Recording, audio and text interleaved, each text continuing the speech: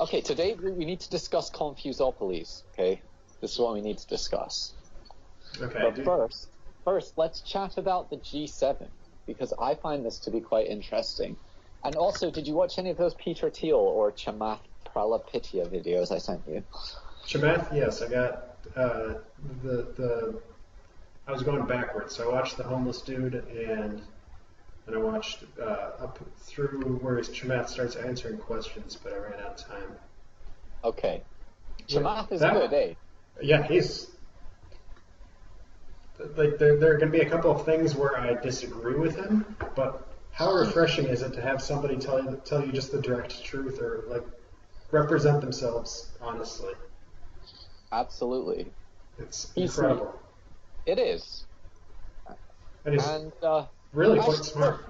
yeah, and for like, because this is the thing about multiculturalism, just in general. I think like Chamath is obviously like comes from a successful Vashya family, and actually Vashya to Vashya or Kshatriya to Kshatriya, Brahmin to Brahmin, there's like plenty.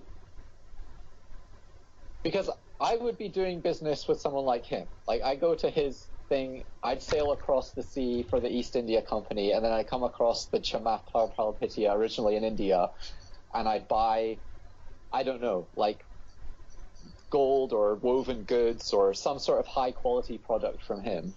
And you know, we'd get along. I'd probably get along with him better than I'd get along with like the ordinary people in my own country. More But I likely, think yeah. it's meant to be that way. But it's like then expecting sort of the ordinary people of all the countries to get along. No, that sort of doesn't really work. So I think it's quite interesting. Like Thiel and Palihapitiya are the same. I think there's this sort of outburst entrepreneurial culture. I'd say Palihapitiya represents an outburst culture in and of itself, in that he's just brutally honest. He literally takes the piss out of fucking everyone, like the government, Wall Street, Stanford University, Yeah, I was gonna say the people in that Silicon room even. Valley. Yeah, even the people in the room, he was just calling them a bunch of fucking idiots. And actually, like, All their startups are stupid. Like, what are you selling weed? yeah, but that's what it's like. Like, me as a chemical engineer, coming from government shit, uh, military, all that stuff, where they spend billions of dollars, and then you see how much value tech can add in these kind of crusty old legacy, high capitally intensive industries.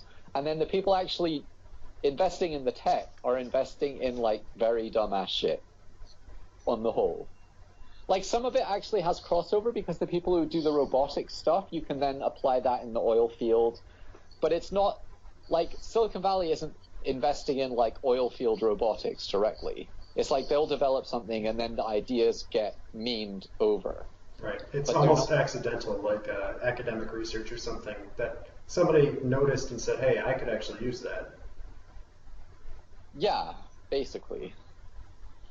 And because kind of what it takes is Silicon Valley invests in like a Deliveroo robot that drives about San Francisco, running over all the homeless people to deliver like Chinese takeaway to someone.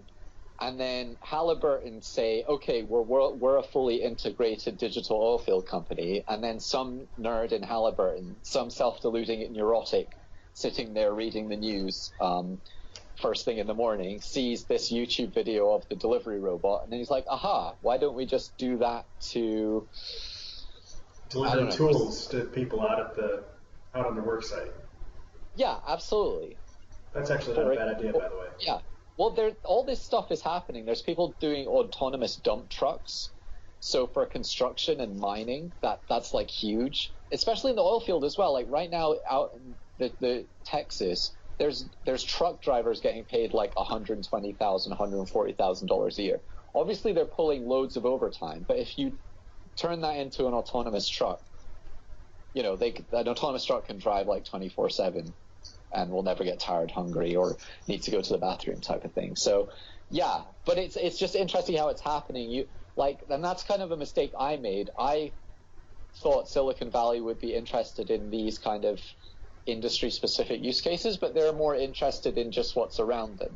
And it is very much a bubble. And I think that's what's very good about Peter Thiel's criticisms of Silicon Valley and why he's moved out to the outskirts of Silicon Valley, to the suburbs of it, because he feels that it's just become a bubble, a self-referential bubble unto itself. And also, Chamath said that the overlap of venture capitalists who've invested in more than one $20 billion business in a seed A round is 2%. So basically what these people do is they're basically sitting on the sea, in the sea, bobbing around, and a wave comes along, and then each one happens to catch a wave. But there's no one actually with the depth of understanding of industries and how the world works. Basically they're just sort of throwing darts randomly at a dartboard, and if the bullseye becomes very huge in the area that you're in, then you eventually hit it. But it's not. They like to think of themselves as having some sort of secret gnosis of human development, but in actuality, they do not at all. So I thought that was a very interesting insight as well. And it makes me feel good, having spent 8 years in capital-intensive mega corporations, now coming out doing my technology stuff. I'm currently doing a deep learning project for my Udacity artificial intelligence nano degree, and tomorrow I'll be starting on. So I'll finish term 2, which is deep learning. Today, hopefully, submit my project, and then make a start on term 2 of my robotic software engineer project. So, yeah, I think so. From hearing that, and also Thiel makes the interesting point that we only think of technology in terms of software technology and specifically web applications, because you can start a web company with maybe $20,000. You can build an app. Whereas if you want to develop a new drug, it costs you $1 billion to get through the approval process with the government. So, for example, but also in terms of the oil industry and military, it's become very narrow in terms of how they develop things, and it's very much the government picking winners. Yes. Which will probably bring us onto this confusopoly idea eventually. But like, say in the 50s and 60s, like, chemical engineering was considered technology. Computers were considered technology. Aeroplanes were considered technology, because they were all moving forward together. But at some point in the 70s, things started to stagnate, and actually capital-intensive industry in the West became a confusopoly. And I think this is due to two things. One, when you tax people so highly, the individual excess capital that can be reinvested into new companies dwindles rapidly. So you just create this huge asymmetry between Joe Bloggs trying to create the new Lockheed Martin and the Lockheed Martin that already exists lobbying the government for like $1 trillion contracts. And that would be the people using the regulatory overhead to crush anybody who can't pay for it. So you're discouraging competition from the upstarts.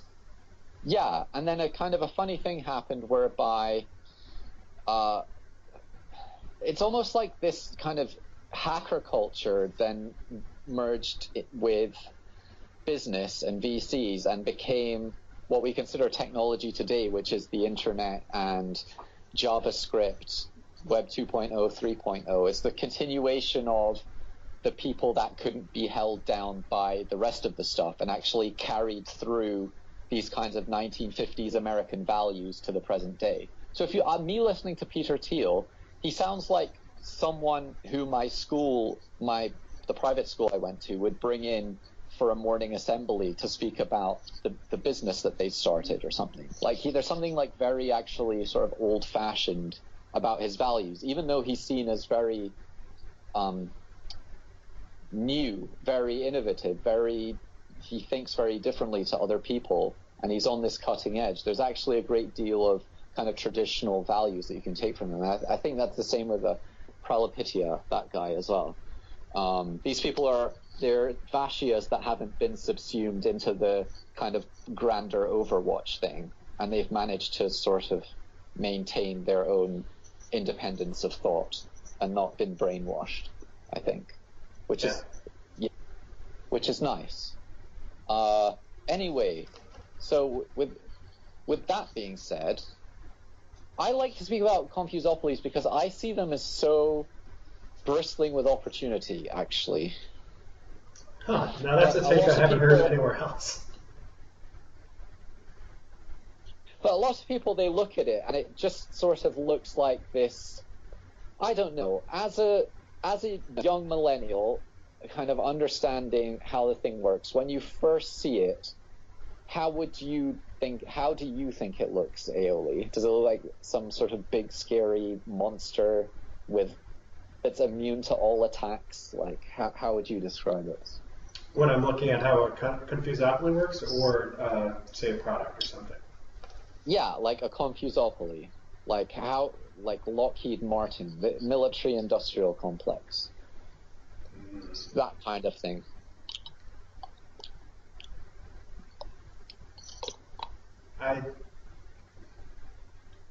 When I look at Lockheed Martin from the outside, I typically think of it in terms of its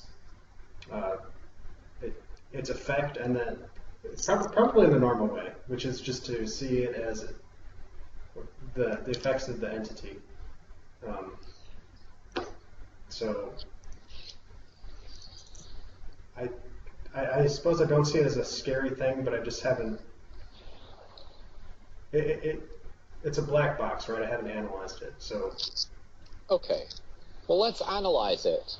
So with that being said, so we've created these enormous structural asymmetries, and also there's a lot of welfare spending that the government's taken that's then sort of disproportionately benefiting people with no knowledge at all of how the thing works. And then they become sort of a big clueless mass that the Overwatch system can then manipulate for votes. So anyway, but it has an economic thing to it. There's like a rationale to the whole thing. I guess is what I'm trying to say, is that it's not not hopeless. There are like lines of attack against it if you just break it down into its component parts, like everything. Yeah. And, I mean, it's not as if Confusopolis are a thing.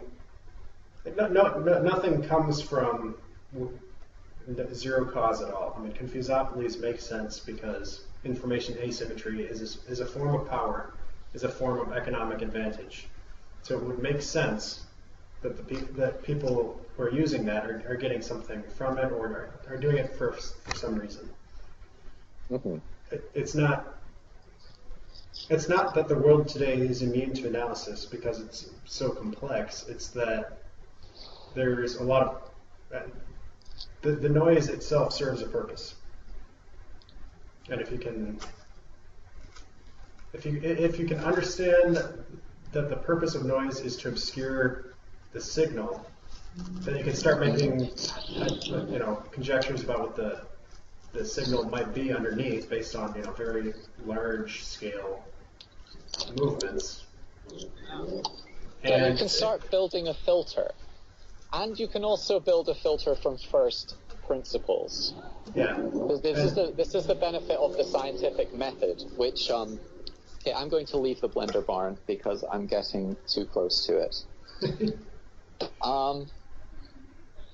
So this is one good thing Elon Musk speaks about, is that all the stock analysts and all the sort of bumbling fuddy-duddies, they like to ask Elon Musk old school things about what's your earning per share, what are your production figures, blah, blah, blah. And then on his recent earnings call, he made a very good point, and he said the main success factor of any business for growth is its ability to innovate. So otherwise, if you can't innovate, you become a margin business. You become a low margin, high velocity, high volume business like Intel.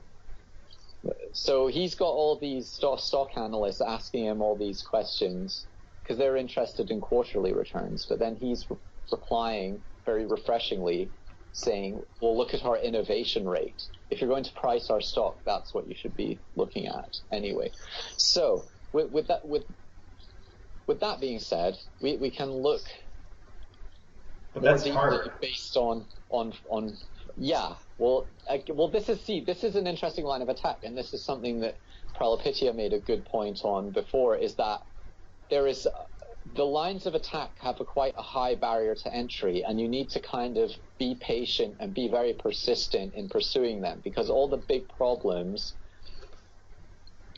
there's a lot of kind of incumbent stagnation there in terms of the education system, the health system, the military, that if you come in and you're persistent with it, you can succeed, because the demand will be there. And he makes the point of global warming, like, oh, if you can build the sort of floating smart city, then you will be a trillionaire in the event of global warming. I mean, personally, I don't believe in global warming, but that's the kind of thing that makes a lot of sense. Mm-hmm. Yeah, it was interesting to see him advocating a sort of alchemist morality for everyone in that room. Mm-hmm. Yeah, I think as soon as people understand what's really going on, you kind of, I think a lot of people, you do need to think for yourself, because if you're not thinking for yourself, you won't have the persistence to push through the bullshit and the naysayers and the noise. Yeah, basically the noise. You won't find the signal because it takes a long time to tune. But then you do find the signal, and it's actually a very quiet signal, and then you kind of have to amplify it. You have to push it along, nudge it along slowly, like a pendulum. You give it little taps, and then it has its own vibration, has its own timing type of thing. But it takes time. You have to think for first principles, because you have to trust yourself long enough to go after it. Like Henry Ford did when he built the Model T engine from a single cast of steel. He built a V8 engine, but it took him years and years and years, but he trusted his engineers to do it. So you need that kind of mentality. This is what the education system hides from us as well, and also social media, all this other stuff. It's all about fast feedback. But to break through the confusopoly, you need to be willing to not get feedback for some time. You have to do your homework all up front end load the project, and continue in the absence of, Facebook likes and shit like that. So what I found in my job as a neurotic right now, that's my job function right now, is to be a neurotic for a large company, and there's to call it a confusopoly would be almost understating the problem that I face on a daily basis. Just something that has helped me out a lot is to list the major problems that I run into, and just keep a log of it. Something like just writing down something like, I have no idea what my boss actually wants me to do at any given time, is helpful, because when you get all these things in a list together, you can start to pick out the signal just from having that awareness of what the sources of noise. So I recommend that to anybody who's just struggling in a confusing world, is to just be Sherlock Holmes. Write down the clues. Yeah, but write down these observations, and so you can, first of all, so you can detach yourself from them. I mean, typically these will be large sources of anxiety of some sort, and then the signal will eventually start coming through once you have 30 or 40 of these major problems down, and it's going to relieve you of carrying that complaint around in your head, because at least you can think to yourself, well, I have this somewhere, and I have the list of things that I'm doing, to try to deal with it.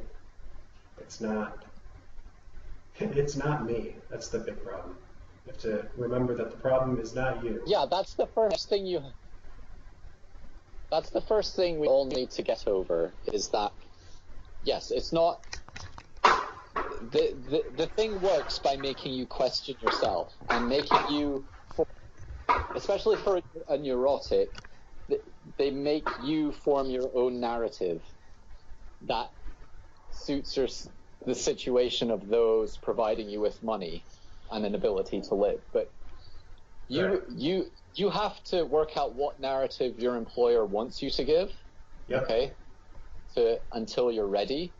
But you need to practice doublethink, and then you also need to understand what's really going on, because that will give you the key over time to building solutions for a new kind of economy. And actually, there are very powerful people. Prilipitya is one of these kinds of people, but I'm sure there are others in the group of 150 men he says rule the world, who are actually broadly on our side with this stuff. So I'd say it's not all bad. Like, there are sort of good people, broadly good people, who go all the way up as well. And you will find those people as you begin to break out of your own little self-made bubble whenever you choose to make your own move. The thing about Confusopolis is they have to produce product. Okay, they're still constrained by that economic factor. They're not sort of like the North Korean government, who are totally disconnected from the thing. Like, your company has to produce car parts. North Korea also produces a product, though. I mean, slave labor in the most general case, but raw materials. That's an interesting thing, because there are actually kind of black market gangs in the northern part of the country who manage to actually keep the government off their backs mostly. So again, if you can provide a product or a service that's 10 times better than the Confusopoly at a much cheaper price, then you will begin to uncover people who are on your side, especially if it's environmentally friendly, if it's could potentially be widely available, open source solutions, things like that. You'll get actually quite a lot of kind of lefty liberal people will start to be on your side as well. And you would be surprised once you actually put real solutions in front of people, how the conversation begins to change from one of the theory of the thing to one of, I would actually use this. And you can kind of break down people's presumptions, which is the great thing about the free market. And you can you can immediately cut through the noise. So one example of a thing I'm working on at the moment is and I'll use this as an example because I think it's a great example to kind of walk through the thought process of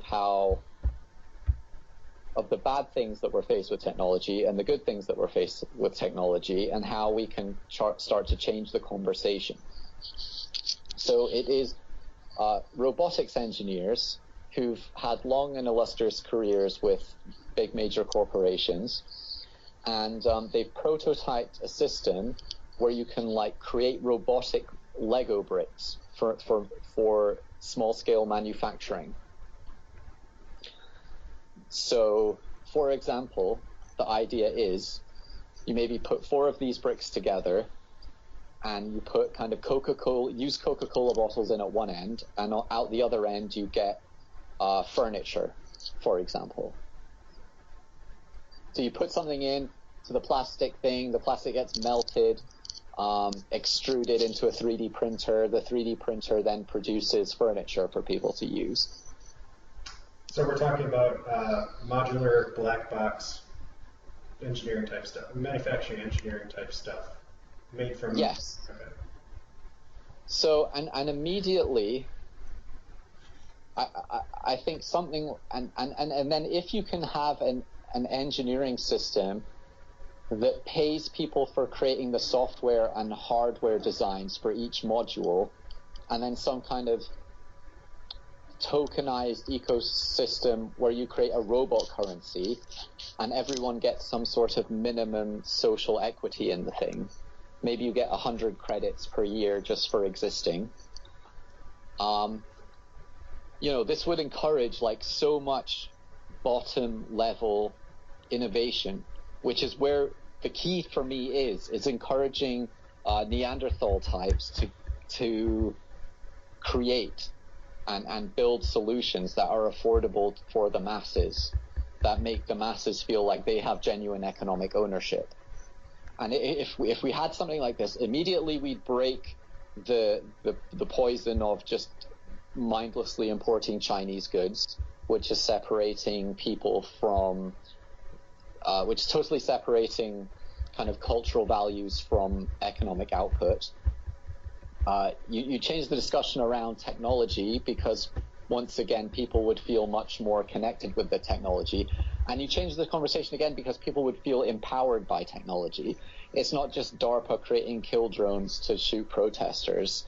It's not your local factory in Manchester being taken apart brick by brick to be rebuilt in Shanghai.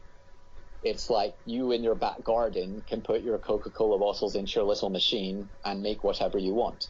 And if you don't want furniture one day, you dial into your drone and you swap out the modules that you have. They get taken back to the warehouse. You get some new ones, and maybe you get something that makes charcoal bricks or what have you. So I think, so that being said, that's very possible with the technology we have today and with enough will.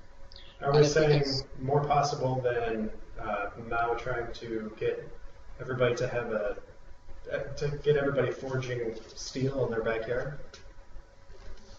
Yes, absolutely. Much more possible, much more enjoyable, and a great educational tool for kids. You know, turning kids around from being technology consumers to being technology creators. You could use these as learning tools in education. What robotic module did you create? Oh, today we're going to go through the process of building the plastic extruder for the 3D printer. And then it's right there in front of everyone. And I think, again, where you have Thal-type kids in environments where they're raised by more kind of sapiens type kids, parents, again, this would be really great, because everyone likes cool stuff, everyone likes nice stuff, novel stuff, and it would really help people to appreciate talent once more. I guess like the original blacksmiths and coopers and shipwrights. If you had a son who was kind of capable of entering a guild, I guess 500 years ago, then that was really, really great for the whole family. Mm-hmm. Whereas today, because we're so separated from the creative process, and it only happens in these narrow cones of progress, like in the software and web applications, you have so many people all over the West who are capable of furthering our society, but there are a few outlets for them to go, or there's just the open source community, but that doesn't pay. Mm-hmm. And that also has its own political issues, as a mutual friend of ours came into contact with. So it runs into the same problem of needing to specialize in both business and politics and the understanding of people, and also being specialized for systems. And you're just not going to get a lot of people who are very, very good at both things. It's going to end up trending toward people who are good at the business side. Yes, absolutely. Because Steve Jobs made the great point that when a company becomes a sort of a monopoly provider to business of end-to-end solutions, then the product people fall by the wayside, and you sell more by increasing your sales. And this was his criticism of John Scully's tenure as CEO of Apple, was that at Pepsi, if you create a new product at Pepsi, it adds no value to the company, because 99.9% of their profit is selling Pepsi. So the way you increase revenue is by selling more Pepsi. So all John Scully could do as CEO of Apple was try and sell more of the existing product. And I think in Confusopolis, this is a key factor, is Lockheed Martin's business model is to lobby the American government for contracts. That is the prime predictor of company performance. It's not necessarily how good the output is. I mean, look at the F-35, for example. I mean, you just need to read up on the latest blogs. They've spent $1 trillion on it, and it is basically a piece of garbage. And, then it's alienating the United States from its allies, because all, Italy, Britain have agreed to buy these things. And essentially, in a real war, they're going to, so anyone with a TV remote is going to be able to take them out of the sky, basically. So, so this being said, they are vulnerable. And I think another interesting thing is, like, Lockheed and these people, out of necessity, are starting to investigate asymmetric warfare tactics, like autonomous drone swarms, things like this. And I think you could also have, like, open source autonomous killer drones to guard communities and things like this. And it might be this might be a good middle ground solution for people who don't like any. There's probably reasonable intellectual argument to say everyone probably shouldn't carry a gun. But for your sort of liberal who wants their nice suburban white neighborhood, and is anti-gun, but also doesn't want nefarious elements robbing them in the middle of the night, having your autonomous drone swarm patrolling your neighborhood for them might be a good. And if it's open source, open source and amongst a community of, like, similar like-minded people, that might be a nice middle ground for them. And you can start changing the conversation. Likewise, environmentalism, using drones to police the Amazon rainforest, for example. I think that is a crying out to be done. And you do this, and all of a sudden you're taking very far left-wing people under the wing of the ideas of people like Gustav Molinari. So you can really start to, like, change people's perception of, because how things are done, See what I mean? Yeah, I'm following you. It's an extension of the right to self-defense at the community level, looking out for group interests like the environmental stuff we're talking about. Yeah, and if people don't really want to protect stuff like the rainforest and the ocean, if that isn't really their main life driver, then their opinion doesn't really matter by default. Because even it starts becoming an argument that's not even based around IQ. Because you talk to someone with the lowest IQ ever, do you want to drink clean water? Do you want to breathe clean air? It becomes more of a life principle thing. Do you see what I mean? Right. And that's what, what's his name? Chamath was getting at when he talks about the big problems being where the money is at in the future.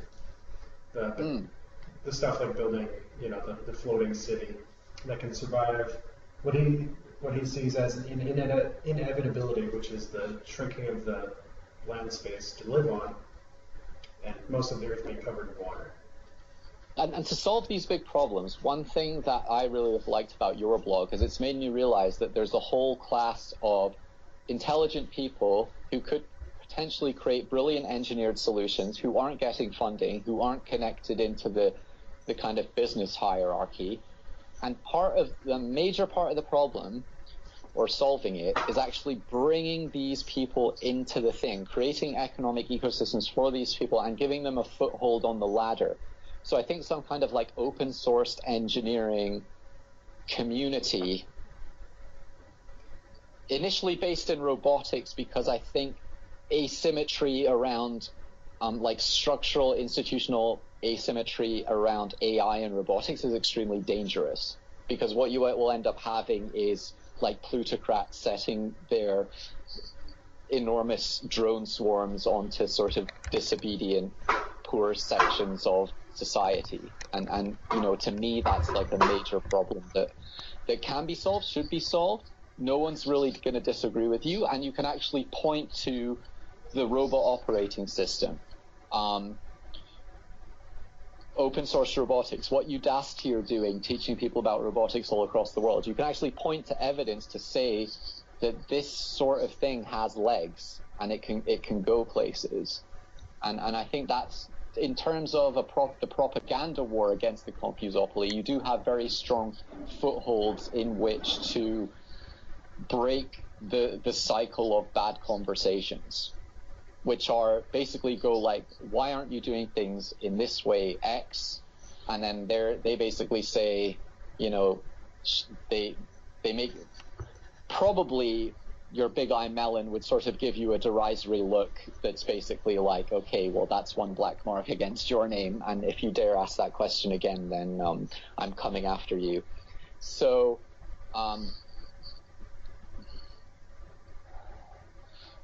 yeah, you need to recognize that political environment exists within these organizations, within the Confusopolis, but outside, there's the open source community, there's Udacity, Udemy, there's a whole new movement of people trying to change the thing that you can join and potentially have really great conversations with. Like, I'm part of the Udacity AI group, robotics group. I joined some London quantum computing Slack group as well. You know, I'm part of all these Slack groups, and there's always people building things, always people with new ideas. LinkedIn, I get people messaging me all the time with their new ideas. Do you want to invest in this, that? And especially with blockchain, you can get access to the money now. You can build tokenized ecosystems around your ideas. And you know, when something's in a white paper and it's been reviewed by people who are technically competent in that field, again, it really just blocks any potential social criticism. And you're really just cutting off a whole line of attack against yourself if you have a credible idea with credible economics behind it, that could potentially be built by people who are probably being underutilized already. People who are maybe unemployed, people who are good engineers, but they're not business savvy. Do you see what I mean? And you can start to do this is how you start to do your own alchemy. This is sort of DIY alchemy.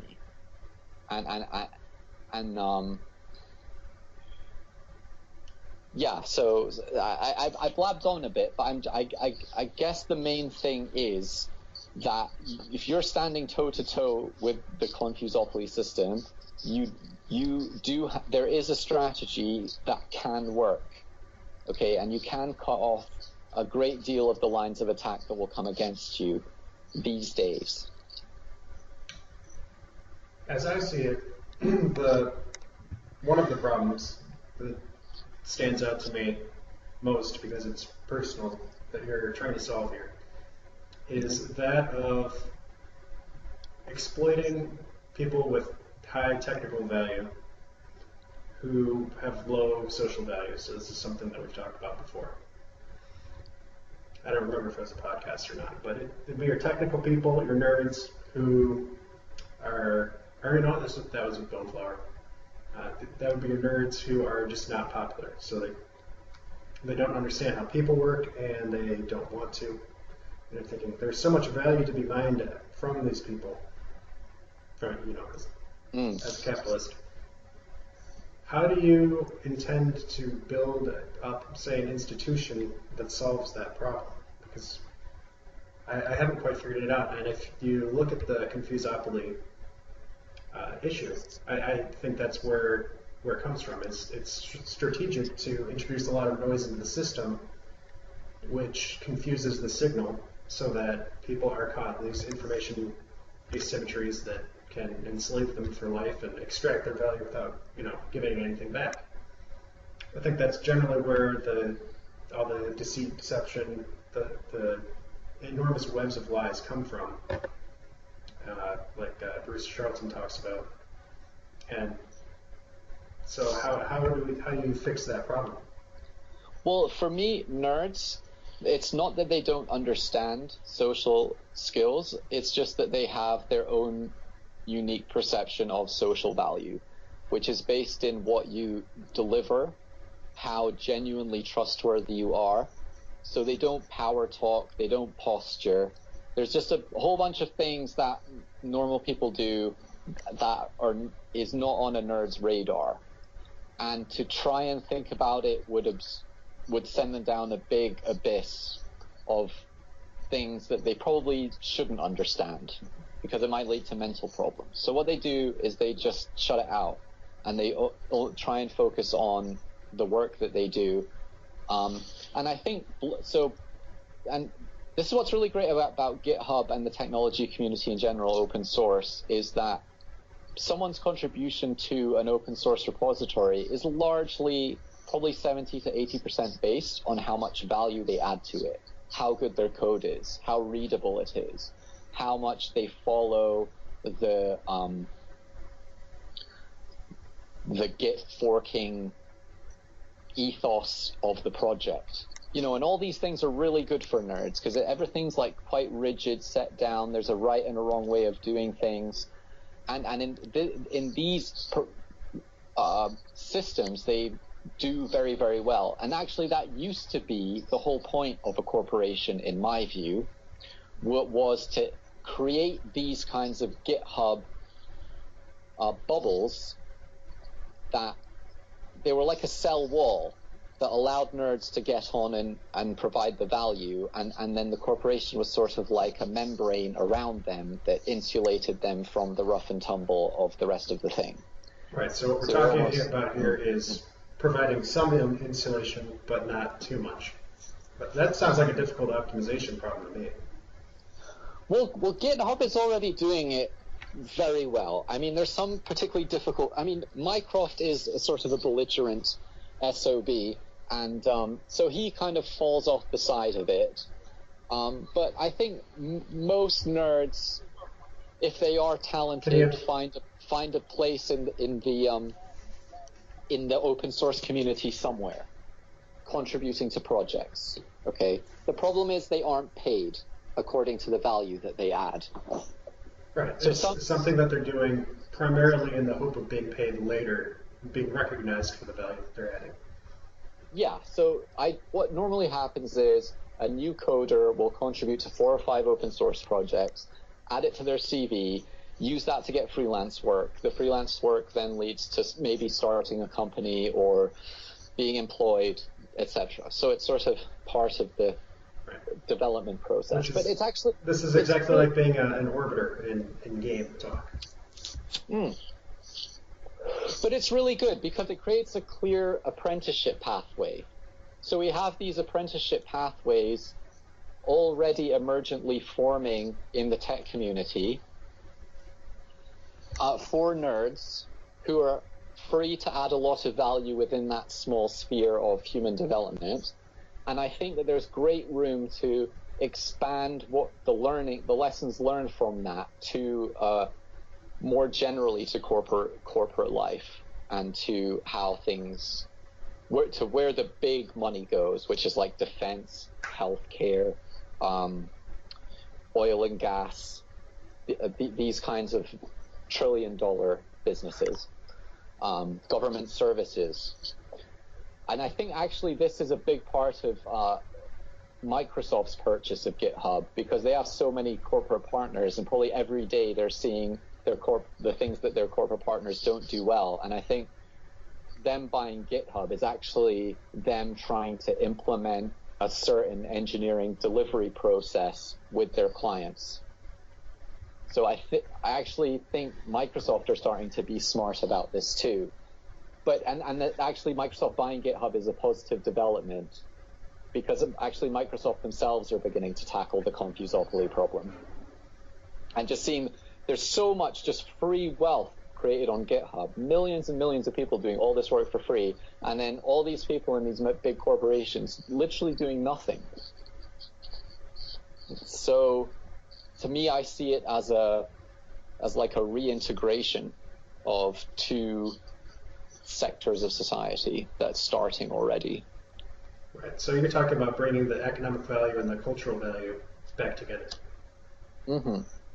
Can we go back to that comment that you made about Mycroft falling off the side of the thing? Because I understand GitHub has had some SJW convergence problems lately, and being bought by Microsoft is I suppose, a bit of a red flag as well. So can you explain what happened there? Yeah, he didn't go into it in too much detail. I just think he has quite right-wing views about a lot of things, and the open source community don't in general. So it led to too many. I'd imagine he was swarmed and bullied, and then they gaslit him and made it look like his fault. That's what I'd sort of imagine happened. But you can avoid that mostly just by sort of keeping your head down and not, work is work at the end of the day. It's not a place for politics. I mean, this is just regardless. And I think that's like a good line for nerds and anyone, is that, you put on your suit, you step in the door, and, whether the person you're working with is a Nazi or a communist, you're there to do the work and deliver the product.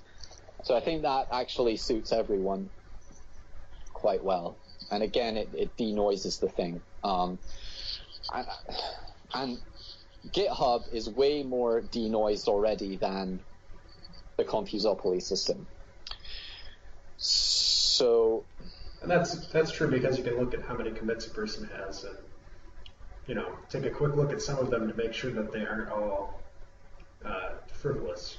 And once you have a pretty good idea of what their output is, you know what their value is.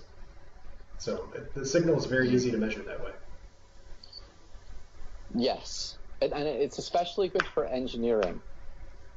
Because being a chemical engineer by background, like, there's lots of people in meat space engineering who shouldn't be there, who are basically parasites, and people build a lot of formal power by employing a lot of numpties and putting a lot of bums on seats. Especially if you're an engineering contractor and you charge by the hour, they're always trying to fatten out their headcount as much as possible to be able to charge more to the client. So, and they use a CV system. So you have people lying on their CVs all the time. No one checks it. Right. With GitHub, what people say they are is right there next to what they've done. So if someone says they're a robotics expert and there's nothing in their GitHub that says anything about robotics, immediately the question's going to be asked. So this, and again, it's attacking the Confusopoly, these kinds of ideas. There's also another major thing of Confusopolis is being able to afford commercial rents and access to capital. So right now, like, there's loads of vacant commercial property, but the market's not clearing because our fake banks need to be able to mark the assets to book as opposed to market. So no one can afford them, but they're not selling, and they're just sitting there on the market. Only the kind of big players can afford to pay those commercial rents, even when they sort of cram everyone together like sardines in the office. But then they have proper physical commercial premises, and they can have access to capital, which, again, smaller businesses don't have. But, today, when you have this Google Docs technology, Google Jamboard, it will be coming out, which is like a whiteboard for people to collaborate on ideas all around the world in real time. Stuff like simple stuff like Dropbox, Slack, Skype. It's taking away the need for the physical premises. And also, when you can get ICO funding with a reasonable idea, if you go about it in the right way, I wouldn't necessarily advocate someone start their own ICO, but I would advocate for someone to join an early ICO that has principles similar to yours. To kind of join a group that's already been started as opposed to start your own. Be like the third or the fourth or the fifth guy, because doing your own one, there's a lot of unforeseen problems, I guess, that you won't know, and because you're on your own, you won't be getting the feedback. So it's very difficult. But sorry, what was I saying? Yeah. Anyway, so they managed to sort of keep the physical meat space to themselves, and they managed and then keep all competition out. But the value of that in and of itself is becoming less and less every day as people embrace the technology more. Like, I can be doing business with Tokyo, Australia, Seattle from my living room, from my home office. So yeah, so I guess what I'm trying to say is, like, these aspects of the Confusopoly now, that's, to someone like BP, Wood Group, these big behemoth companies, these things that used to make them big differentiators, that they used to get all these network effects that they actually paid much less than the true market price of the network effects for, they are now becoming burdens, because they have these huge buildings and they're a constant drain on cash flow. They're a constant overhead. Whereas as a competitor, you can go in with zero overhead, join a bunch of Slack groups, go to a few meetups in a major city once a month, and you're getting 70 to 80% of the benefit for like 5% of the cost. So what I see you describing in my head is sort of the breakup of these very large, call them corporations, because it's just a bunch of people coming together in the same place with an infusion of capital, and hoping that creativity comes out of all of these little constraints you put on them. Like, you have to be in the same place at the same time every day. Versus people following their interests and forming their subgroups, we'll call it organic. It's just seeking out like-minded people and creating value that, through collaboration, which expresses those commonly held values. And you're talking about smaller groups, more collaboration, more access to people, or for people who are much more specifically aligned with them. So instead of searching out somebody who is an environmentalist, you could get very finely detailed and search out somebody who's looking to accomplish a very specific thing, and then collaborate and do that together. And I suppose what you're talking about with the ICOs, which is not something I understand, is that these people can do that now and also get funded. They can also get an infusion of capital, and use that as a lever to actually produce the tools that they need to solve the problem that they're trying to solve. Yes, and this perfectly suits Neanderthals, because it's small groups, it's high trust. You're kind of doing it on your own in the absence of noise from the outside, and you can go away and do what you truly believe in. So this is kind of what I'm getting at, is that things are really bad in the general, but if you narrow your focus to the specific and follow these sort of specific steps, you will be fine. And you will be one of the people solving the big problems in the world. And you'll find the karma of that is that you'll get very powerful entities starting to come onto your side. And the powerful negative ones won't be able to stop you. Because if you're going into the market with something 10 times cheaper, 10 times better, for a really big problem like self-defense, medicine, education, that's when you really overcome all hurdles and break through. So the guys on Udemy offering courses in Laravel development, for example, $15 a pop. It maybe takes you a week to do all the videos, upload it. All of a sudden you have 10,000 people from all over the world learning Laravel for you. That's $150,000 for a week's work. And there's guys making loads of money doing this kind of thing. And that's just one particular thing. And there are loads of potential possibilities. So yeah, I guess it seems like it's hard to be Thal, but it's of great benefit today to really be altruistic, to really have that deep inner altruism, to go after what you know to be right deep inside, Because even the richest guy in the world, he wants to be able to swim in a clean ocean. He wants to be able to breathe clean air. He doesn't want to have to put up with social unrest of all the plebeians who've run out of bread. That's a great inconvenience. So, don't be afraid to follow your heart, but do it in a way that takes into account the constraints of available capital, being able to live, self-preservation, be disciplined. But, of all the people who can do it, Neanderthal can do it. Even the biggest Mr. Melonhead ever is envious of Neanderthal's freedom to do this kind of a thing. Well, that's the specialization, right? Yes.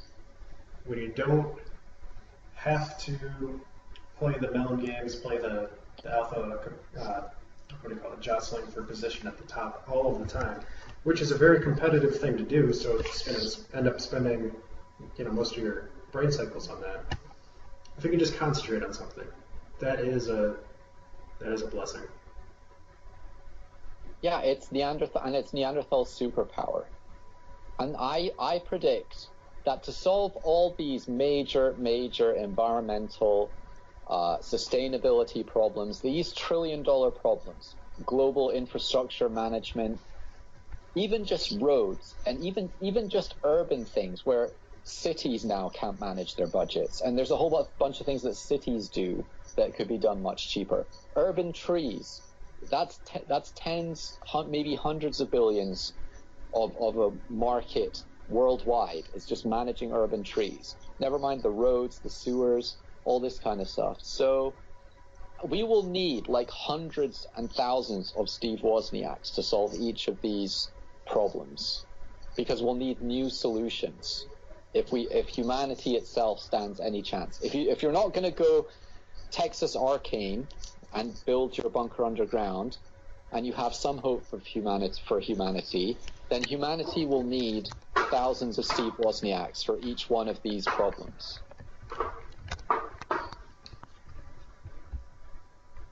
I suppose I'm agnostic on the nature of the flood that's coming. I mean, we talk about stuff like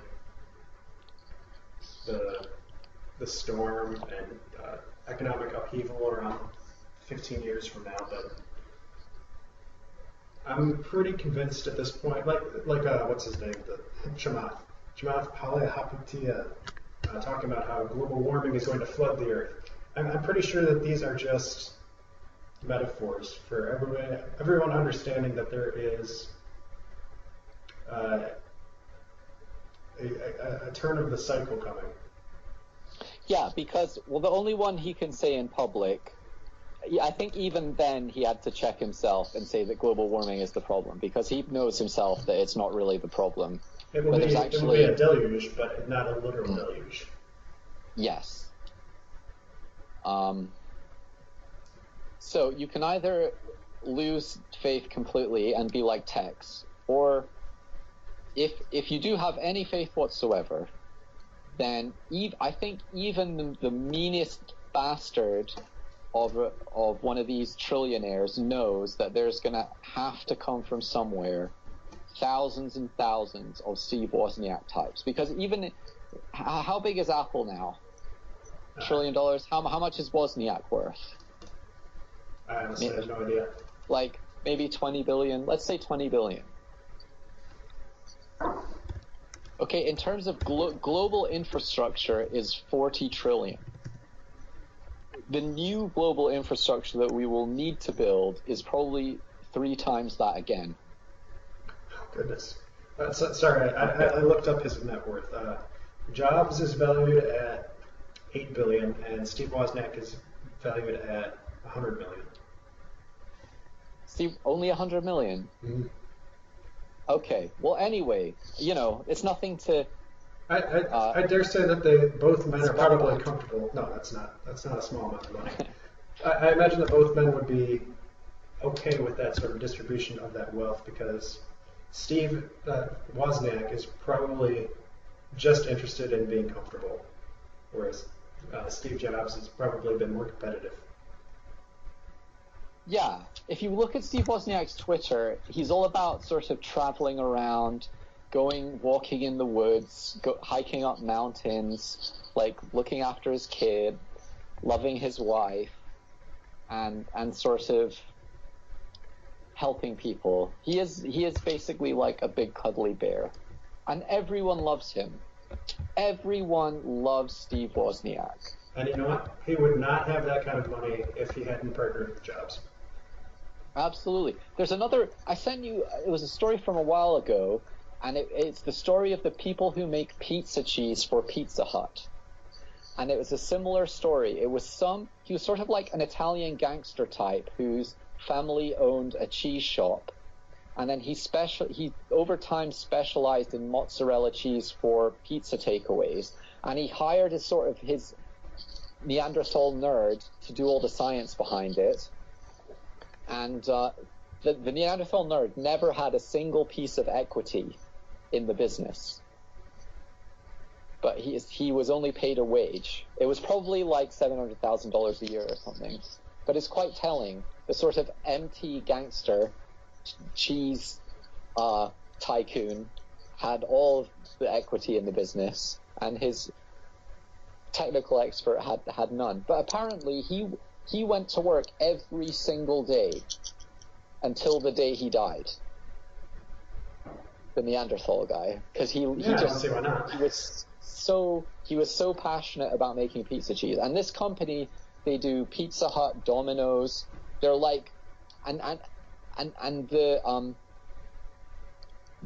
no one in the cheese industry will say a single word against the pizza cheese guy, because he's just like, he just owns the whole thing. It's very fascinating. Anyway, but we will need.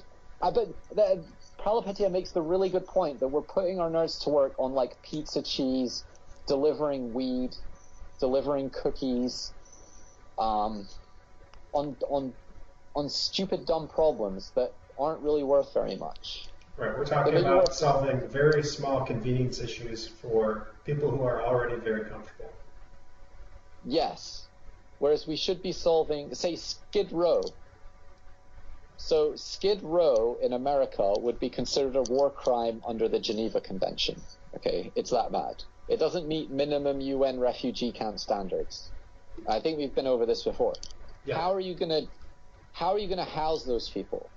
How are you gonna bring Skid Row up to UN refugee camp standards for a start? How are you gonna clean the plastic out of the ocean? All this kind of stuff. How are you gonna clean the toxic waste from the Chinese rare earth element mines? These are the big problems. And you can't ask me rhetorical questions like that because I get distracted trying to. All right, well, let's start. No, this is not the time. You can start. I mean, the ostensible aim of the IoT economy is to start pricing this stuff. For example, so if you can get a signal. Sorry, I just caught up with you. That the Internet of Things would price these sorts of problems. Yes. So say you can. That doesn't make immediate sense. Can you explain that? Okay, I will. So say like chemical sensors become ridiculously cheap. They're just churned out, or you can make them in your back garden out of readily available open source parts. So you live in China, and the stream you used to fish in is now poisoned. You now you're pretty sure you know where the poison is coming from. So you put a sensor in your stream, and it measures the amount of radioactive cesium of a particular isotope in the stream in real time. Then you go and you take a measurement from the mine that you think is polluting your stream, and it's the same isotope there. So you've created a match. Okay, then you can go to the UN, for example, and the UN can price that cost of pollution in the sea. And because they have a chemical signature of where it came from, you can start getting like international insurance enforcement, and you can also link it to insurance. So you'll have it, the sea can be insured. Amazon rainforest can be insured. Imagine Amazon rainforest was priced according to its real value of the life-giving processes that it gave to people. It would be worth more per square meter than like Manhattan real estate. Okay, and then anything damages that, and you have people who've put their trust funds into the Amazon rainforest, and all of a sudden there's like radioactive waste there, or someone's growing palm oil plantations against the law. You'll have the full weight of like private military contractors paid for with massive global insurance funds raining hellfire on these people unless they pay up for the damage that they've done. So that to me is where the IoT thing is ostensibly going, and a good direction that it could go. A bad direction it could go is creating McDonald's hamburger people farms. Right. Which that was the most obvious thing I thought of when you mentioned giving people 100 social credits a year. Okay, then I'm gonna do the gold mining like the Chinese prisons do. Yeah. Well, and this is the really important thing why we need to engage, because it's in the Confusopoly's interest to mask the economics of the thing and try and brand us all as cattle and put us all in the McDonald's people farm. But if we engage in this sort of open source, low cost, high availability brand of creativity and engineering and industry, then we can begin to have the power ourselves and shape the narrative ourselves, and actually put out some incredibly powerful karmic energy to shift the direction of the thing. Because evil only succeeds in the absence of good. If we just sit here with all this in our heads, and we don't actually go act on it and build and put our creative vibration into the reality around us, then we will just be absorbed by negativity. So you don't, this is the other important thing to remember, is that you don't get nothing for nothing in this life. At some point you have to be courageous. At some point you have to take a stand. You may sacrifice your life, but don't sacrifice your honor. Even if you are going along with the thing, just understand that it's for the purposes of self-preservation, and that it doesn't always have to be this way, and that ways out of Alcatraz are being made. They're incredibly powerful people who do want to get you out, and but you can't see it while you're inside the prison, because the Confusopoly, it creates a prison for your mind, and it only gives you a very narrow potential set of feedback in your life. This is what's been great for me about like Facebook and all these blogs, again, is that it creates new points of reference for each other. And like me and you, Aoli, like we're creating a new thing together just from your blog and what you've seen, what I've seen, sharing our experiences. Like even this is part of that creative process of reprogramming your mind, your intention, your vibration to go and change the reality, I think. And they can't stop it. Who's going to stop us doing? Because the thing about black magic is they still have to abide by. They have to do it in the shadows. But as soon as you bring yourself into the light, then as soon as you state what you are, who you are, that's your own white magic. And a big part of their thing is actually preventing you from expressing your own inner goodness and inner heart energy, and they sort of program you into the shadows. Does that make sense? Yeah, I understood it mostly by visual metaphor, but I think I'm following you. Okay. So I was making recourse to the metaphor. I'll explain really quick. Where light refers to attention and consciousness, and darkness refers to chaos and the indeterminacy would be the best word for it, which that goes back to the Confusopolis and the purpose being to spread as much confusion as possible, because it binds you to a certain situation, so you can't act under confusion. And that's why in literary accounts, typically confusion or a situation of very deep introspection will be symbolically related as being in prison, like when in Pilgrim's Progress, the protagonist is stuck in the giant's prison there. So that's kind of what I was getting there.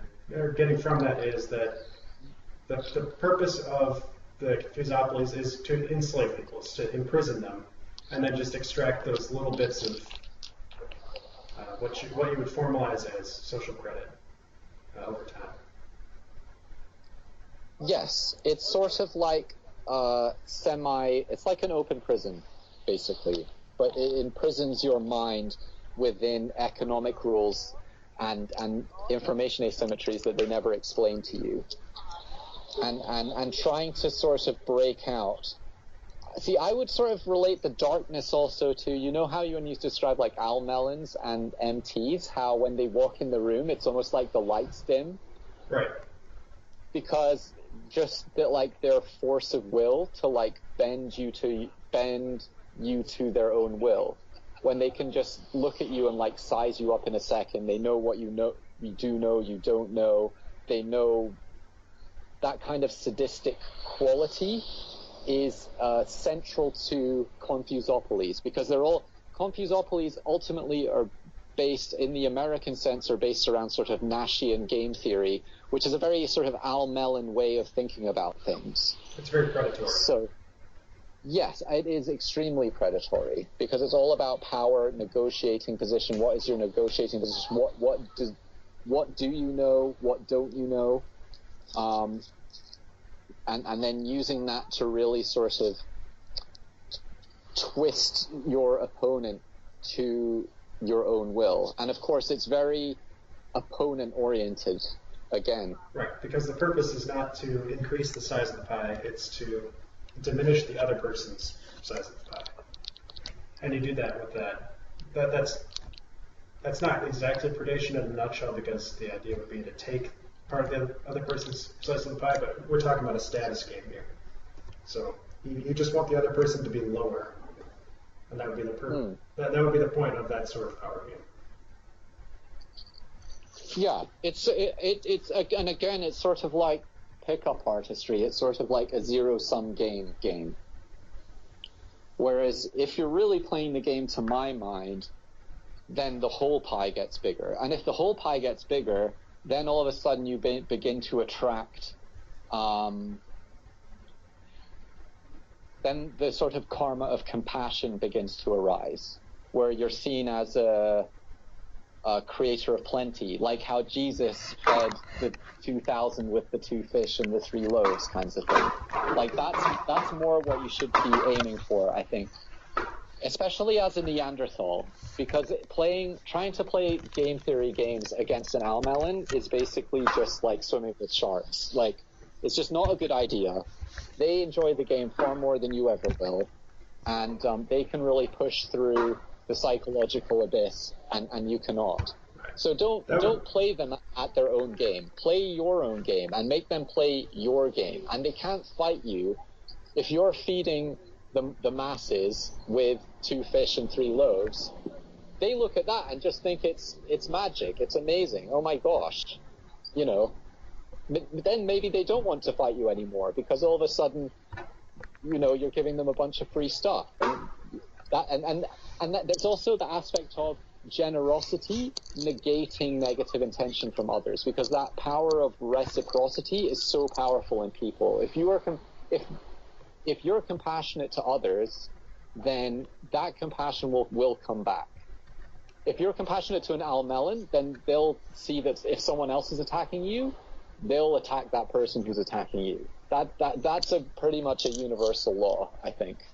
Yeah. Well, first of all, what you were saying about trying to beat Al Mellons at their own game, definitely true. That would be like someone with a financial interest trying to beat the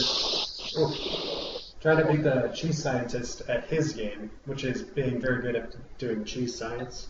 You're not going to do that with a profit motive. That guy is doing that because he loves cheese that much. So much that he will do it up until the day of his death, when he doesn't need the money anymore, doesn't, you know, that's what he does for fun. You aren't going to win that. Yeah, with Al Mellins, this kind of sadistic picking away at people psychologically is their kind of MO. Yep. Yeah, they would do it anyway. They would do it anyway. Yeah. And from what you were saying, it's just like nature. If you hold your hand out with some bread for an owl or a little dead mousie, and he takes it off your hand, then that owl is going to like you, and you suddenly change the psychology. Just like there's probably not an Al Mellin in the world that doesn't love Steve Wozniak now. Do you see what I mean? Yeah. It's like, wow, technology. Oh my gosh, all the cool things I can do with this. So you just completely flip it around. Well, that's one of the components of charisma that Neanderthals can become very good at. That's the warmth. So you have warmth and competence and power. Is that right? I gotta check myself. It was in that book, Charisma Myth.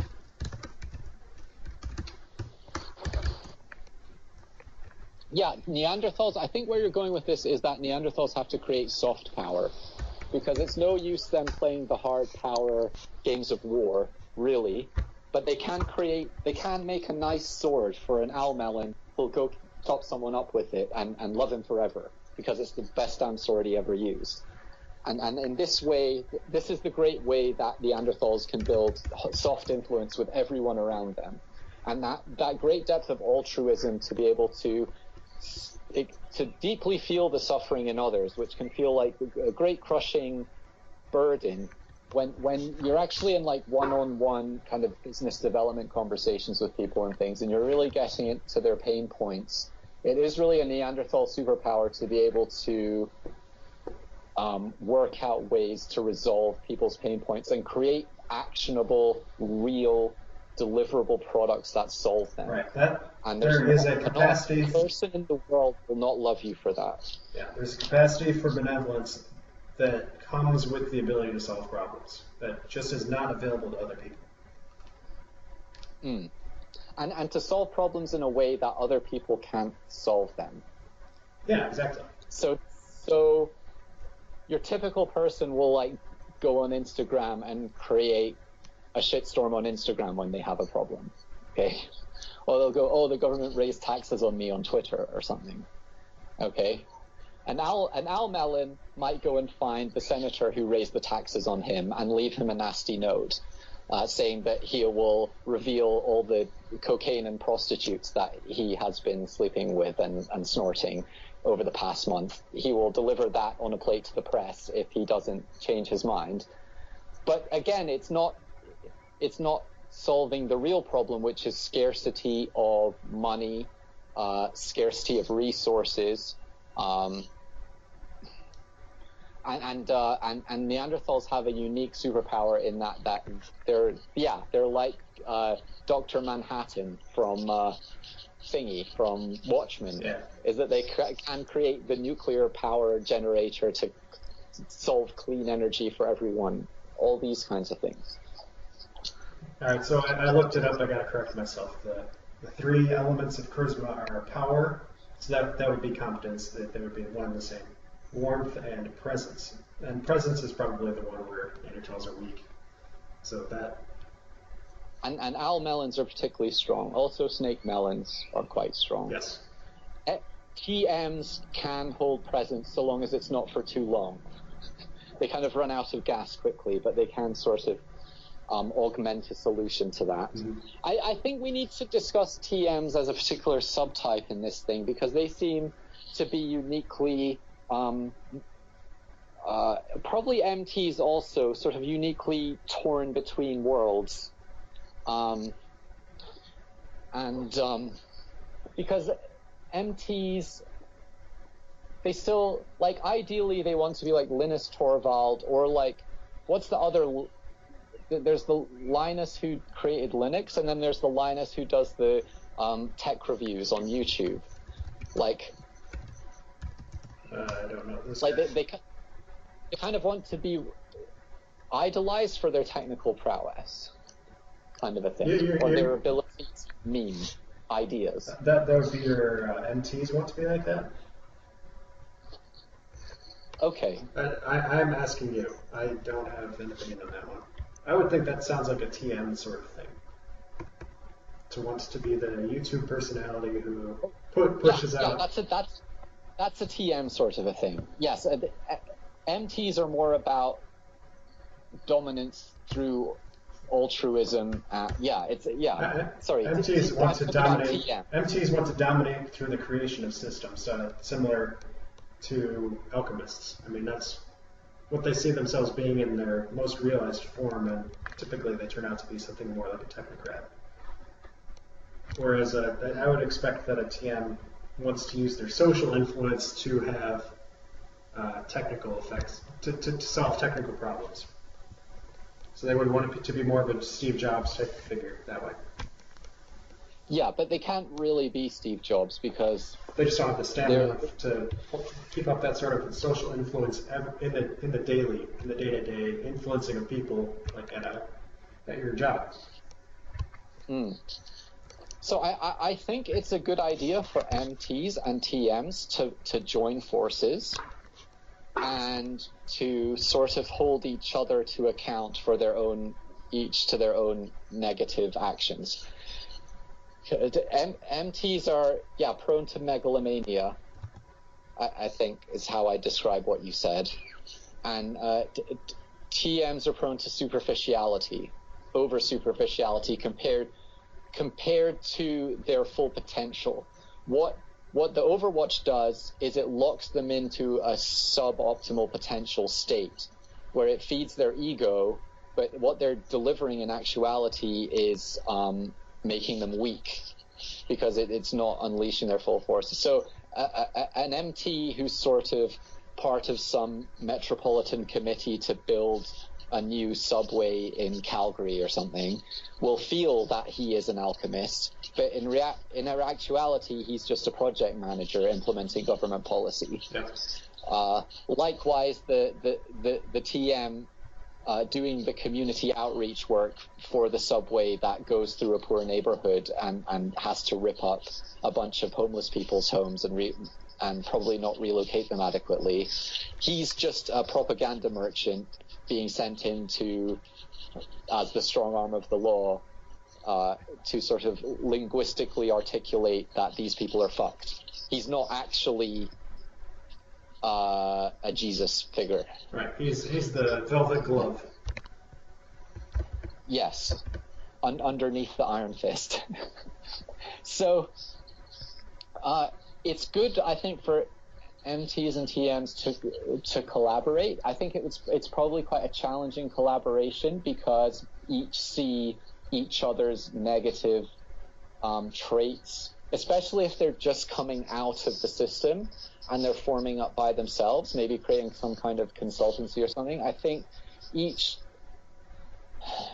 the delusions of each will really rub each other up the wrong way. But if they do have a good heart and they're willing to get over it, I think it's a tremendously powerful potential collaboration, and each will learn a great deal from the other, I believe. Would you recommend they experience each other in small doses? Probably to begin with. I think what they should do is sort of hold meetings and say, okay, you do this and you do that, and we'll check up on each other's progress maybe every other day for half an hour or something. And then what will happen is each will under-deliver according to the neurosis of each type. And that's when holding people to account and actually redistributing who needs to do what according to each type's real skills will be important. But if they can get over that hurdle, I think the potential for these kinds of collaborations is really, really extremely powerful. And each hold the best hope for each other, I think. Yeah, I'd say so. Do we want to keep talking about Confusopolis, or do you want to get into something else? Well, did you have anything in mind for today? Probably, but I didn't remember it when I woke up this morning. Let's just discuss one more thing. Let's discuss one interesting topic. All right. Okay, let's end on this. Open-sourced kill drones. Okay, so for every action, there is an equal and opposite reaction. Okay, and right now, the kill drones are being made by the big companies. Okay? Right. You need capital and you need nerds.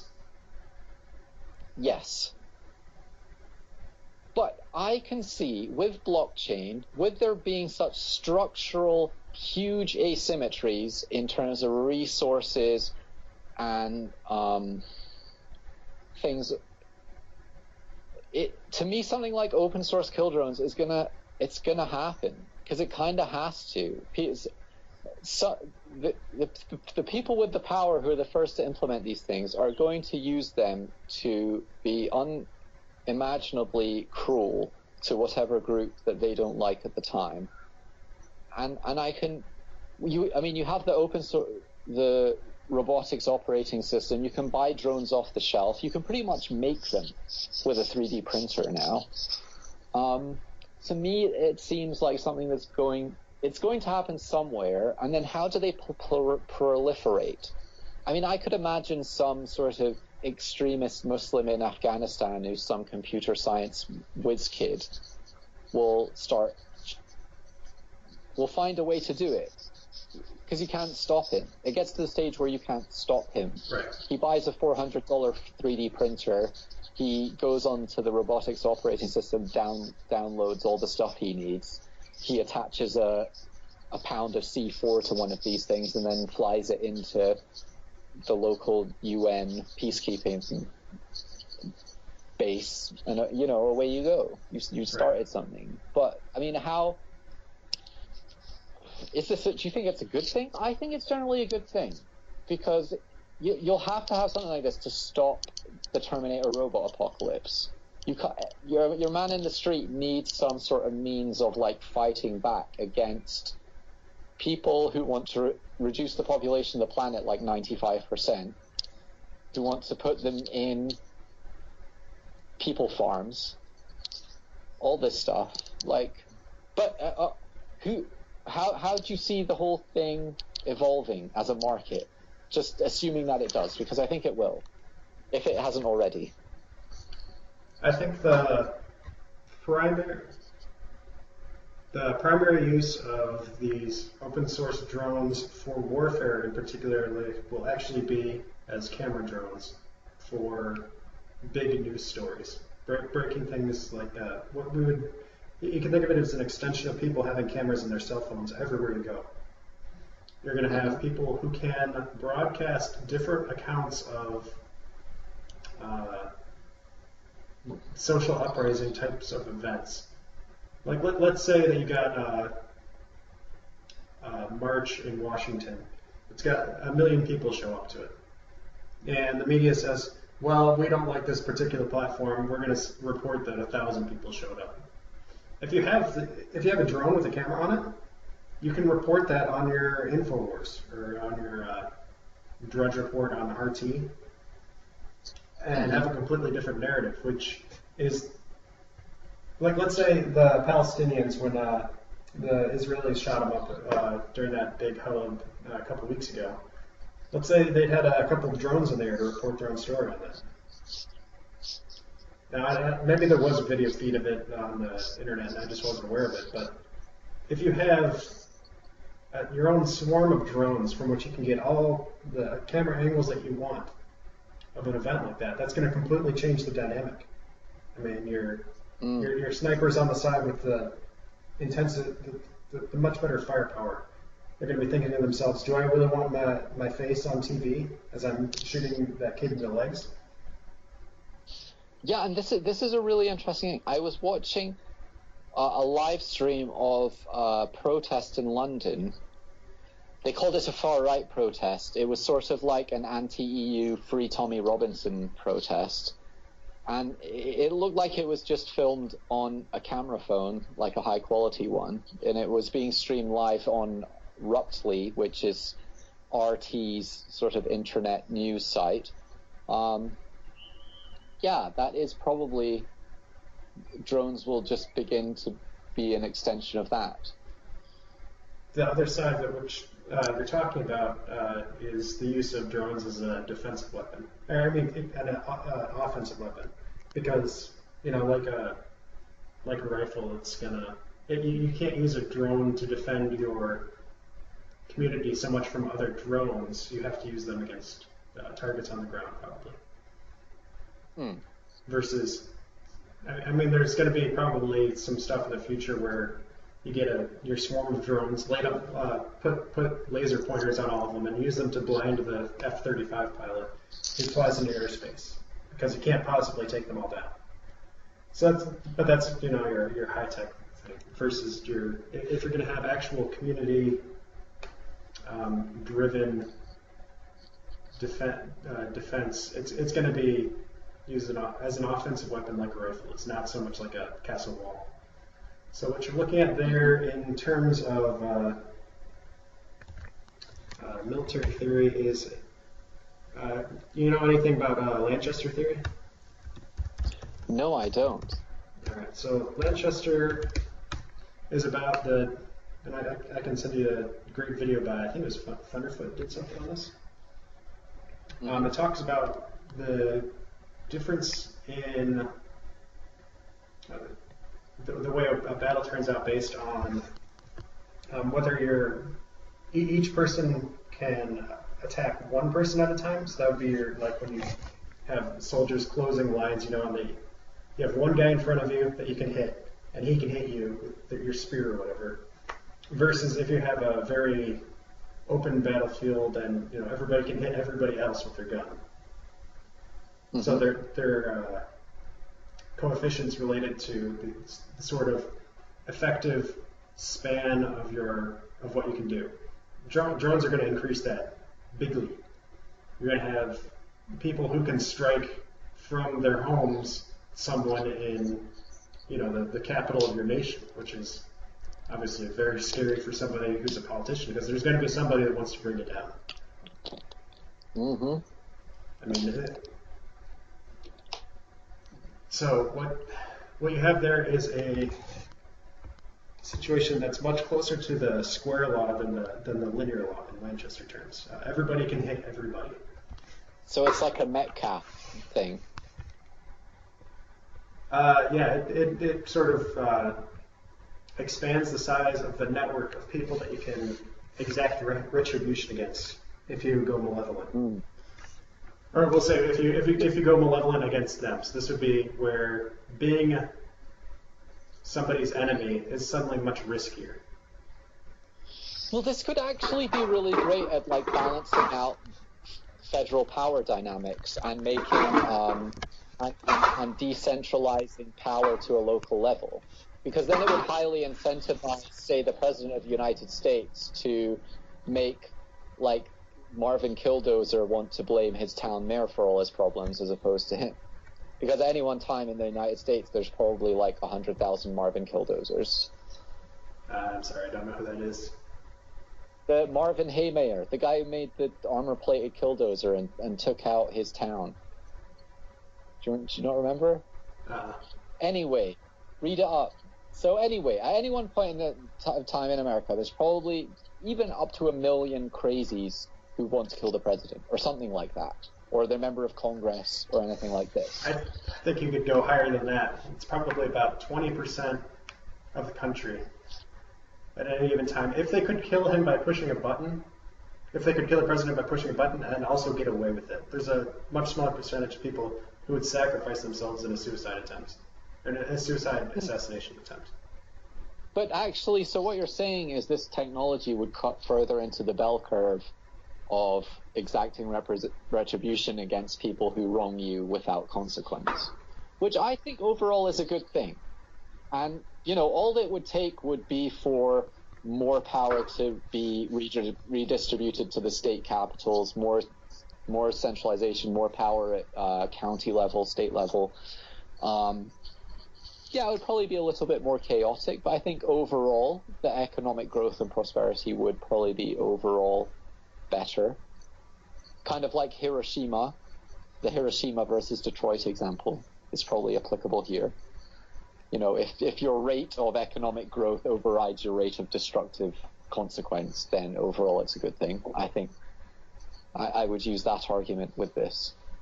And I don't know. I honestly don't know where that system will stabilize.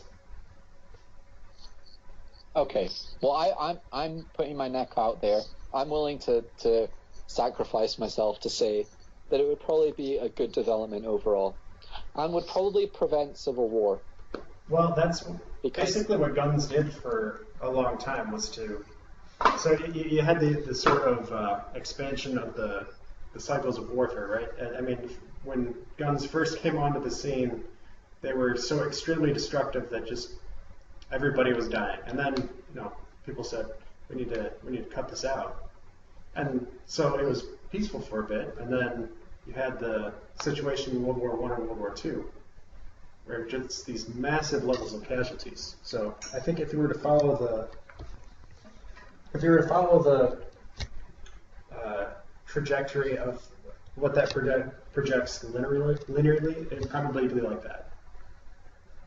Now that... Okay, but I think open source kill drones would do more, because for me, World War I and World War II were a lot due to cyclical boom and bust cycles brought about by central bank inflation. Whereas I think autonomous kill drones, especially with blockchain technology, it would really decentralize the financial system as well, and wouldn't mean that high-level alchemists feel that they have to cull off a lot of men who they don't have places for in society because all the money's been spent. And they wouldn't feel that they have to externalize a lot of inward economic pressure against each other. Which, for me, that was World War I and World War II, was what it was about. It wasn't so much about the other stuff that you're saying. Okay.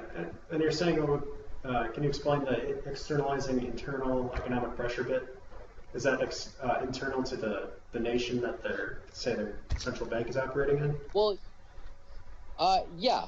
So the whole old Stalinist adage is no man, no problem. So Yep. a dead man is better than an unemployed one who is capable of harming you. Right. So you send all these people off to go kill other people in a far-off land. Right. That's just what Saudi Arabia did. So they came to power. The Wahhabis, all the terrorists, actually helped the House of Saud come to power.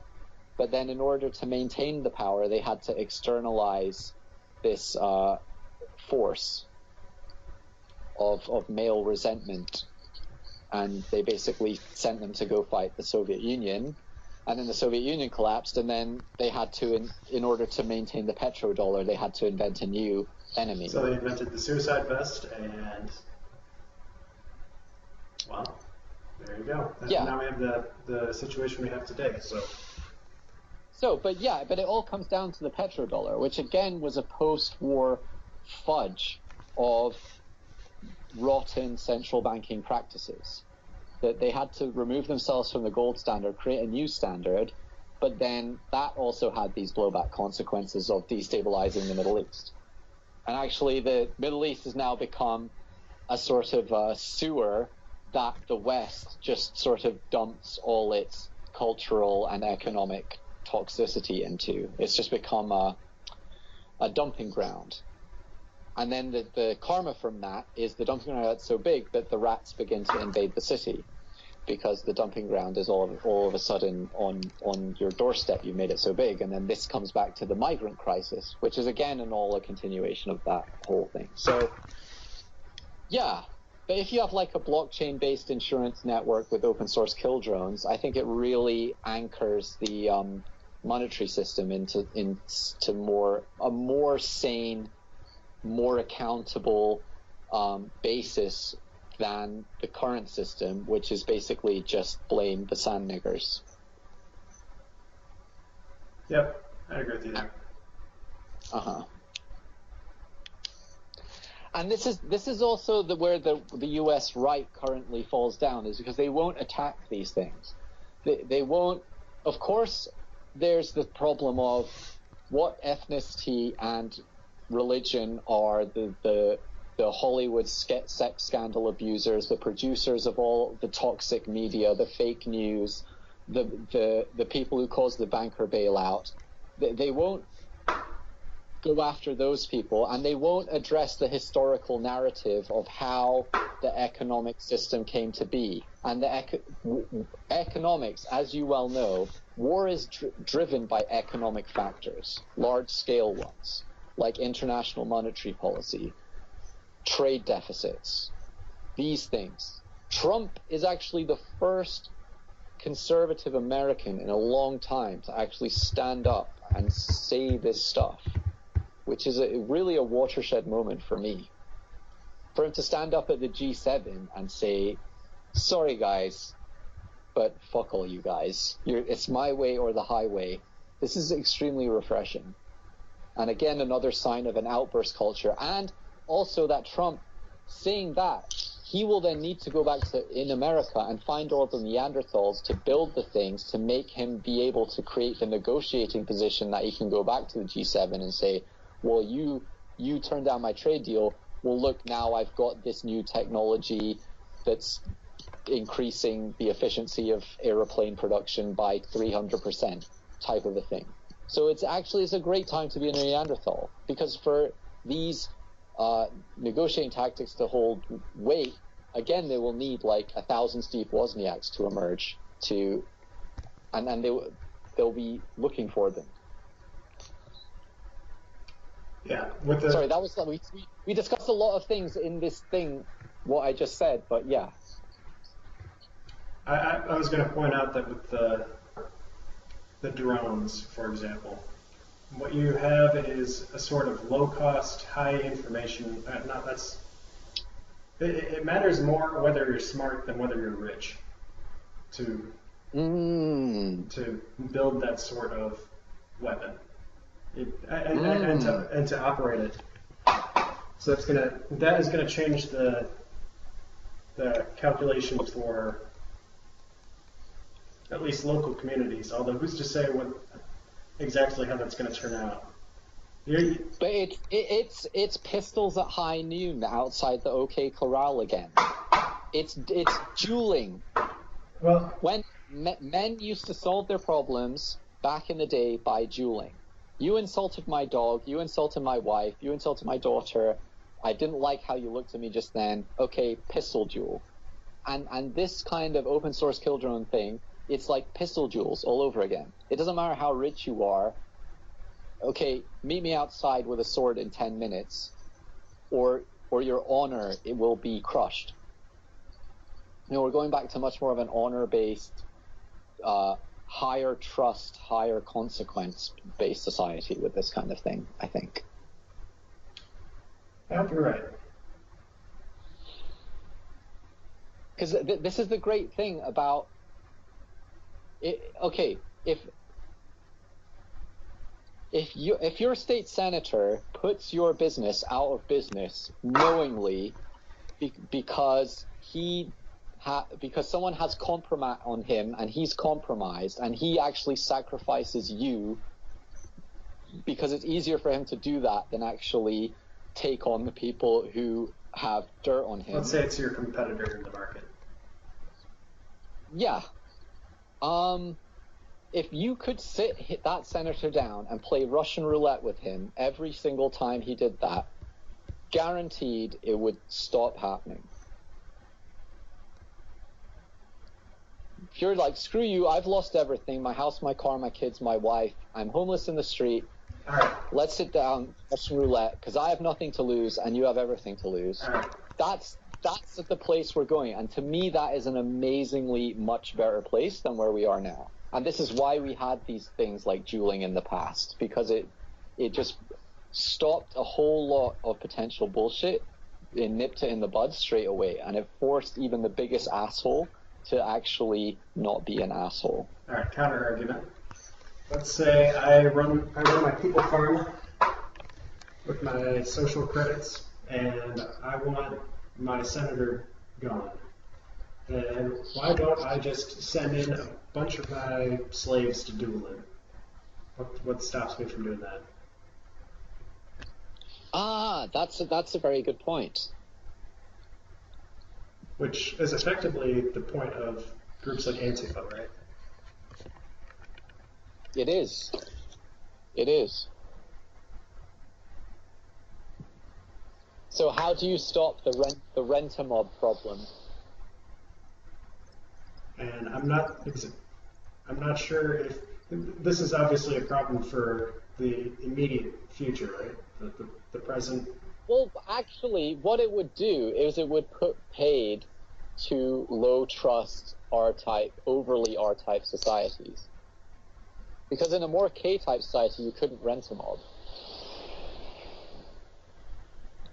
Or the price would be prohibitively high, and there would be less social connections but greater trust and depth of social connection, so that breaking of trust and that superficiality would carry a higher cost. So what this may end up happening is that actually the R-type societies cull themselves in that way. So, in effect, more violence means that more weak people die. Yeah. I'm gonna. Which you see, for you that's not an argument, but for me it's as good an argument as you'll find in the current context. I'm not. So I don't agree with the proposition that suffering is evil, or even that unnecessary suffering is evil, like like people who are on the care harm moral axis tend to do. Mm-hmm. So I'm not immediately opposed to the idea of war for its own sake as something that is immoral. Although generally speaking, it's not. It's not good.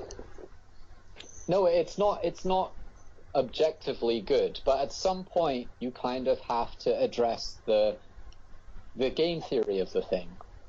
Okay. Yeah. So at some point, it does become the realm of Al Mellon logic, where if someone's being deliberately shitty to you in a way that deliberately undermines the general social progress, if somebody is parenthesizing you, for example, then I don't really have any qualms that those people should be subjected to, like, certain forces of nature. Yeah, I don't think that you can legislate deception and antisocial behavior away in the long term, which means that war is always going to be a sort of pressure relief valve for that. Yeah, but this is what they do now, but they dump it, they externalize it on the Middle East, and they turn the Middle East into the Western pressure relief valve.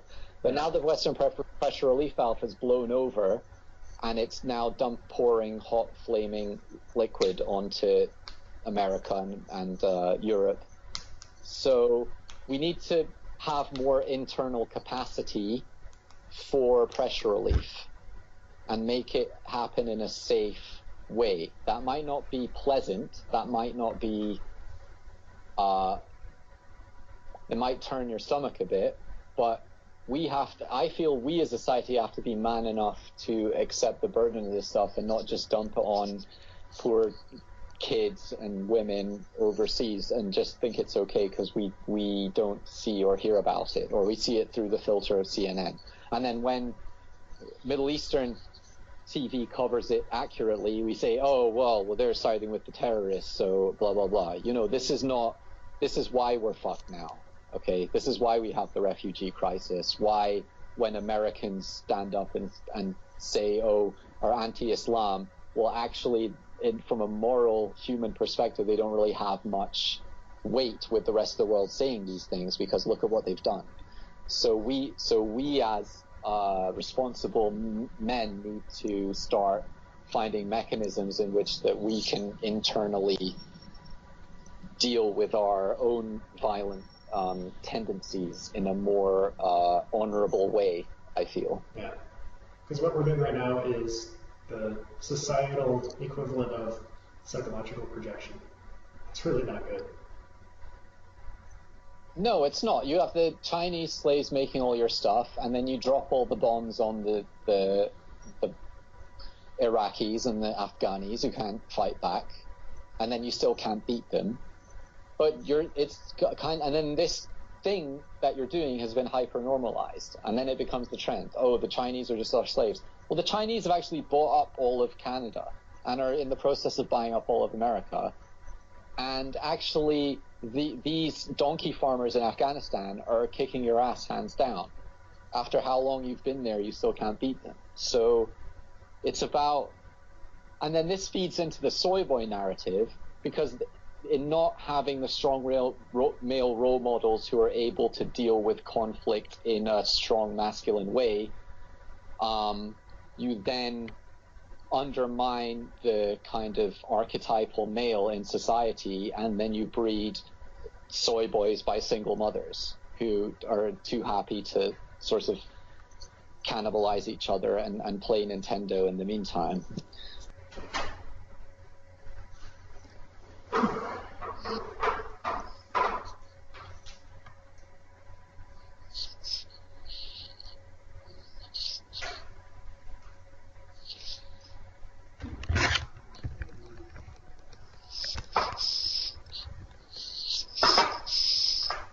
What does that sound?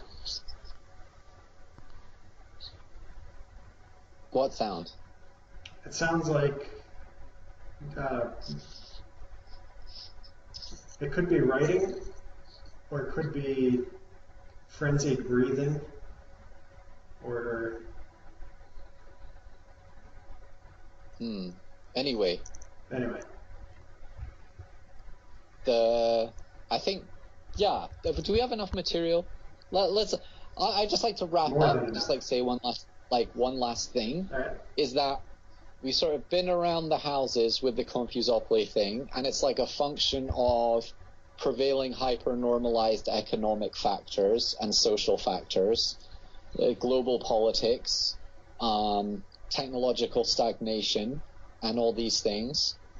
You'll need courage to overcome it, but there are also powerful forces that are moving in your favor, and especially in the favor of Neanderthals. And it can be hard to see. It's very easy to be sucked into despair and all these things, but you really need to focus on what you can solve. Robotics is a great thing that you can learn in your own time on Udacity or Udemy or one of these resources, Coursera.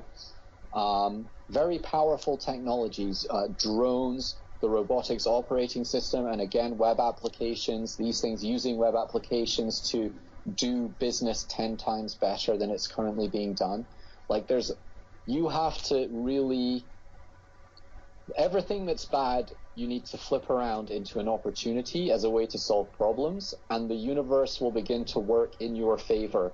As Terence McKenna says, it's the great secret of all the magicians of the past that you just need to have the courage to stand under the waterfall, to stand alone, and the universe will organize around you if you have the pure heart of intention, of altruism, of giving with wisdom and discipline. Then magic will happen around you. And that's what I'd just like to finish on.